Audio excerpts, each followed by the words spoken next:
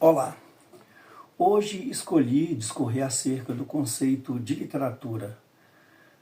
No primeiro vídeo deste canal, eu considerei um conceito bem simples de literatura, dizendo que a literatura é a arte da palavra escrita, é a arte cuja essência é a palavra, mas para o vídeo de hoje eu optei por entrar em mais detalhes sobre o conceito de literatura. Para tal, eu acessei um texto de autoria do professor Antônio Cardoso Filho. O texto é intitulado de A Palavra Literatura e seu uso ao longo da história. É um texto muito bem escrito. O professor Antônio Cardoso Filho se baseou no aporte teórico dos seguintes autores e respectivas obras: Vitor Manuel Aguiar e Silva, obra Teoria da Literatura. Se baseou também no lexicógrafo Antônio Geraldo da Cunha, em sua obra Dicionário Etimológico Nova Fronteira da Língua Portuguesa. Terry Eagleton, com a obra Teoria da Literatura, uma introdução. E também nas obras de Marli Trindade Gonçalves e Zina Bellodi e Serafim da Silva Neto. Na obra de Magali Trindade e Zina Bellodi, a obra intitulada Teoria da Literatura Revisitada, e a obra de Silva Neto, Teoria da Língua, a História da Língua Portuguesa, melhor dizendo.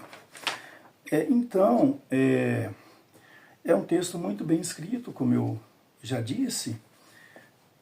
O Antônio Cardoso Filho, ele começa discorrendo, nos convidando a perceber os contornos que o sentido da palavra literatura foi assumindo ao longo dos tempos.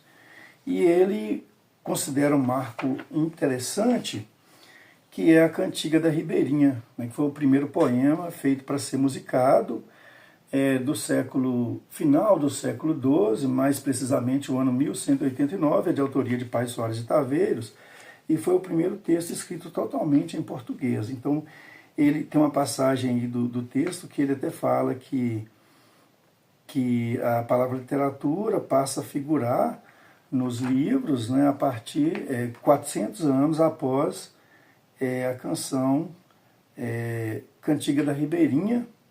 E foi precisamente no início do século XVI, no ano 1510, que aparece a palavra literatura. Ele passa a seguir a considerar a questão etimológica da palavra literatura, né? Então, Cardoso Filho começa discorrendo sobre a etimologia, e ele parte da palavra letra. Ele fala: a palavra letra vem do latim erudito litera, e ele fala: o fato é que com a expansão do Império Romano, a língua latina foi não só se distanciando de seu berço, como também foi misturando-se às outras línguas e adquirindo sons diversos e combinações diferentes desses sons na fala do povo. Então, isso é um fenômeno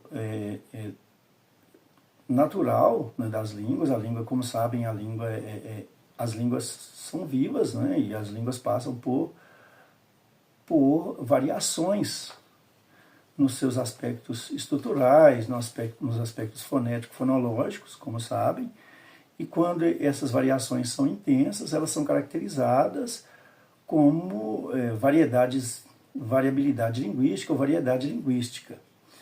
E aí ele fala: a essas transformações deu-se o nome de evolução fonética.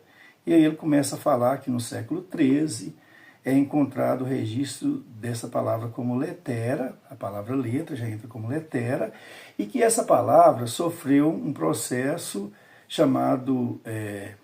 um processo fonético chamado síncope, em que perdeu a letra E. E aí passou a figurar como a palavra letra mesmo, que estava letera, perdeu o segundo E, virou letra.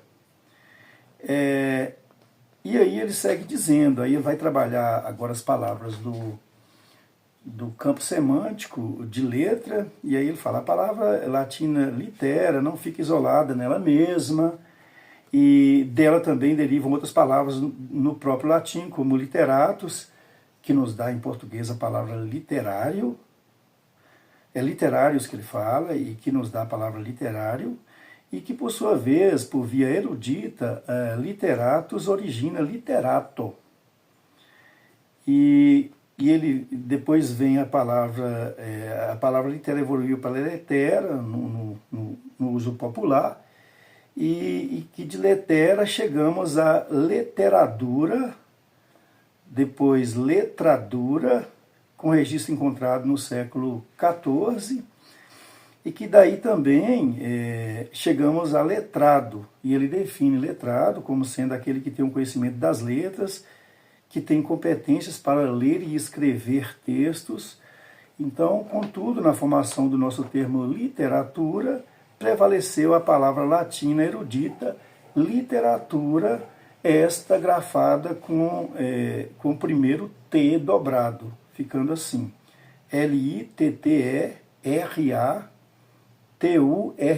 Doravante, Cardoso Filho passa a considerar um pouco de história sobre o conceito de literatura. E aí ele fala que era atribuído alguns sentidos à literatura, né, dizendo que a literatura significava o ensino da língua, o saber relacionado à arte de ler e escrever, e, portanto, dizendo respeito à gramática e à erudição. E aí ele diz que no século XVIII, né, para indicar o que nós chamamos hoje de literatura, usava-se as seguintes palavras: eloquência, poesia, verso. Então a literatura era chamada de eloquência, poesia e verso. Em seguida, o autor ele considera alguns nomes importantes e suas concepções de literatura nas épocas em que esses homens viveram e escreveram. Dentre os nomes que ele cita dois franceses importantíssimos, que é o filósofo francês Votre, que para quem a literatura não era vista como uma arte particular, mas colocada em um campo mais restrito. Ele considerava que a literatura era o prazer da leitura e a arte do bem escrever. O outro que ele cita, também um francês, o poeta simbolista Paul Verlaine. Lá no século XIX, Paul Verlaine considerava que a literatura era uma fala inconsequente, sem compromisso com a verdade.